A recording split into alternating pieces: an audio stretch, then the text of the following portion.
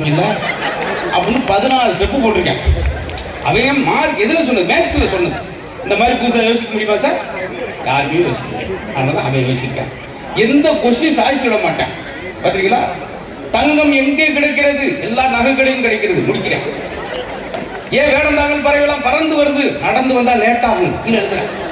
அப்படின்னா முட்டையிடாத பறவை எது? ஆண் பறவை. போட்டு வைக்கிறேன். பாத்தியார் மண்டே சொல்லிட்டு உட்காந்துருக்கேன். என்னது ஆண் பறவையா? ஐயோ என்னையா? இதெல்லாம் நம்ம பசங்கள் திட்டிடக்கூடாது. புதுசா யோசிச்சிருக்கான் பாரு. குழந்தைகளை பென் டிரைவ் மாதிரி வளர்க்கக்கூடாது. எப்படி குருட்டு மனப்பாடம் பண்ணி பேப்பர்ல வர்றது யார் வேணாலும் செய்யலாம். பென் டிரைவ் அதான் செய்யும். காப்பி பண்ணும், பேஸ்ட் பண்ணும். குழந்தைகளே சுயம்பாக இருக்கு. இன்னைக்கு உள்ள குழந்தைகள்லாம் சுயம் பாடுங்க எவ்வளவு ரசிச்சு அழகா. அது ஆடும்போது எனக்கு நானே ஒரு 5-6 தடவை வீடியோ எடுத்தேன். அவ்வளோ அழகா இருந்துச்சு. முதல்ல எல்லா குழந்தைகளுக்கும் போய் சுத்தி போடுங்க வீட்டுக்கு. எனக்கெல்லாம் எங்கள் அப்பா சுத்தியிலே போட்டார். இதெல்லாம் என்ன வடிக்கிற அப்படின்னு. அது மாதிரி சொல்கிறேன். குழந்தைகளுக்கு அதுக்கு ஒரு அழகான வாய்ப்பு. அழகழகா இருக்கேன். இப்படி வளர்க்கணும் சார். இந்த குழந்தைகள் நான் ஏன் பெருமையாக சொல்லிக்கிட்டே இருக்கேன்னா, ஒருத்தர வந்து அவங்க பாட்டி உட்காந்துருக்கு இப்படி கண்ணை மூடினேன். ஏன்ப்பா என் கண்ணை மூடுற? நீங்கள் கண்ணை மூடினா தான் சொத்தெல்லாம் எனக்கு கிடைக்குமாமே அப்படியா? அது சொன்னாலும் மொத்தமாக க்ளோஸாக இருக்கு. என்ன ஒன்று நகட்டிட்டாப்புல அவ்வளோதானா? இன்னும் கொஞ்சம் நேரத்தில் லைட்டை கலந்துவாரு. அப்புறம் கொஞ்சம் தள்ளி இருங்கண்ணே இந்த மேடையை விட்டுக்குறோம். அப்புறம் அந்த ஓரமண்டி பேசுங்க. நாங்கள் கிளம்பு வேன் வந்துருச்சு அப்படின்ட்டு இப்படியெல்லாம் நடக்கும். பரவாயில்ல ஒன்று ஒன்றா அப்படி சின்ன சின்ன சிம்பிள் நடக்கணும்னு நான் படவுடனே என்னுடைய பகுதி முடிச்சாங்க. அப்படி குழந்தைல பேசணும். ஏன் பாட்டி என் மேலே இவ்வளோ பாசமாக இருக்க? சின்ன பெண். நாளைக்கு நீ தாப்பா பள்ளி போடணும். இப்போ நாளைக்கு எனக்கு பள்ளிக்கூடம் பாட்டி மேக்ஸ் பரிச்சுட்டு இருக்கேன். ஏன்னா நாளைக்கு நான் இதை ரசிக்கிறேன் சார். குழந்தைகளே ஒரே ஒரு நாள் மட்டும் கொண்டாடாதீர்கள். குழந்தைகளை தினம் தினம் கொண்டாடுங்கள். அவங்க பேசுறது ரசிக்கிறதுக்கு ஆளே கிடையாது. வாய மூடு எனக்குன்னு வந்து பறந்துருப்பாரு. அவனை அப்ளிகேஷன் போட்டா பறந்தான். ஆறுமுகம் ஆகஸ்ட் 3 வீட்டில் பறக்க கொண்டாடினா நம்ம தான் சார். குழந்தைகள் கெட்ட வார்த்தை பேசுவதில்லை. உங்களிடம் இருந்து கேட்ட வார்த்தைகளை தான் அவங்க பேசுகிறாங்க. நீங்க 2 பேரும் திட்டிக்கிட்டு சண்டை ஓட்டுக்கிட்டே நான் உட்காந்து படிக்கிற மாதிரி தான் படிப்பேன். ஆனால் நீங்க சொல்றது மட்டும் தான் கேட்டுக்கிட்டே இருப்பான். அவனுடைய கல்வி பாதிக்கும். நீங்க என்ன செய்வீங்க? எதுக்கு எடுத்தாலும் ஒரு குடும்பத்திலாம் கணவன் மனைவி ஒரே தட்டில் சாப்பிடுவாங்க. ஒரே தட்டில் சாப்பிட்றது ஒற்றுமை. அப்படி எப்படி உங்களுக்கு சண்டை வச்சுன்னு கேட்டா, தட்டை யார் கழுவுன்னு வந்த சண்டை தான்.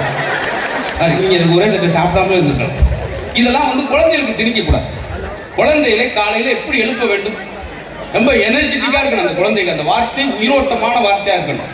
காலையில் குழந்தை எழுப்பும் போது எந்திரிங்க, தர்மபுரி கலெக்டர் எந்திரிங்க, ஹலோ ரஞ்சித் தர்மபுரி கமிஷனர் நீங்க தூங்கலாமா 7 மணி வரைக்கும் அப்படி சொல்லணும். நீங்க அப்படியா சொல்றீங்க? எந்திரி எருமை எந்திரி, அங்க வாரு வேன் வந்து நிக்குது வரும்னு தூங்கிட்டான் எருமை அப்படின்னா அவன் எருமை மாதிரியே தான் இருக்கேன். பாடிடா படிப்பங்கள என்னத்த படிச்சு.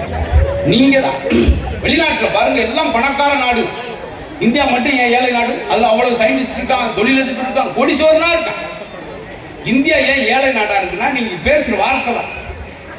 வெளிநாட்டுல ஒரு குழந்தை பிறந்தோன்னா அப்பா சொல்லுவார், எனக்கு ஜனாதிபதி பிறந்துட்டான். தமிழ்ல பேசல, நான் சொல்றேன். அதே போல அம்மா சொல்லு, ஜனாதிபதி சொல்லாங்க, விஞ்ஞானி பிறந்துட்டான்னு சொல்லுங்க. போட்டி ஒடுக்கு குழந்தை வரக்குறாங்க அறிவுபூர்வமா. நம்ம ஊர்ல குழந்தை பிறந்தோன்னா 10 ரூபாய்க்கு சாக்லேட் வாங்கி எடுத்து விட்டு போடுறேன். இந்தாங்க எனக்கு கொல்லி கூட மயம் பிறந்துட்டான். உடனே அம்மா எனக்கு பிச்சை எடுத்து கூட கஞ்சி விட்டான் என் மையன். இவன் கொல்லியை போடுறேன், அவன் பிச்சையை போடுறேன். கடைசியில் அப்படியே அவன் ரோட்மேன் வேலைக்கு போய்கிட்டு. அதனால நீங்க நல்ல வார்த்தைகளை பேசி குழந்தைகள் உற்சாகமாக எழுப்புங்கள். கருத்தரிப்பது குழந்தை அல்ல, கருத்தறிந்து நடப்பதுதான் குழந்தை. அன்னபாரதி பார்த்துக்கிட்டே இருக்காங்க. என்கிட்ட 5 நிமிஷம் தான் சொல்லிட்டு போனாரு, கருத்தரிக்கிறாரு, திடீர்னு விஞ்ஞானி இருக்காரு அப்படின்னு அவங்க நினைப்பாங்க. இந்த சிரிப்பு தான் என்னை பேச தூண்டுது. கையில் ஏதாவது பேப்பர் வச்சிருக்கேன்னா, பேப்பர் இல்லாமல் 5 மணி நேரம் பேசக்கூடிய ஒரே உங்களுக்கு ஒரு பேச்சாளர் மதுரை முத்து மட்டும்தான். பார்த்தீங்களா? நீங்கள் சிரிக்க என்னால் பேசணும். முறைச்சி பார்த்தீங்கன்னா அப்படியே மயங்கி இங்கேயே விழுந்துருக்கு.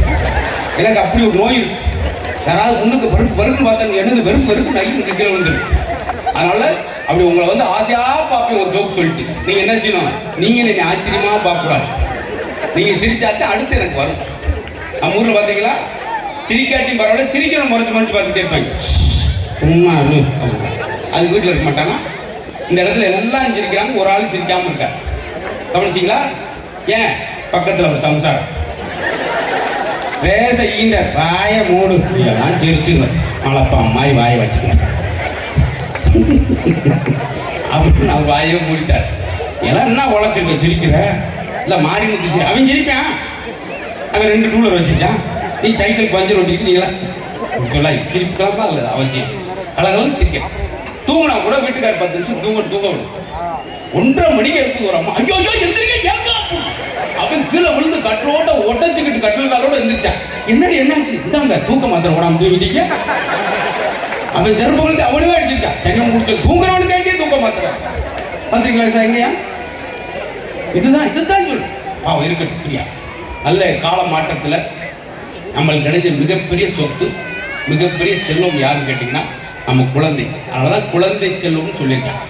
எங்கேயாவது பண செல்வம்னு சொல்லியிருக்காங்கன்னா அந்த குழந்தை அறிவாளியாக வளர்ப்பதற்கு சரியான இடம் வேணும். ஒரு சிற்பிட்ட ஒரு கருங்கல்லை கொடுத்தாங்க.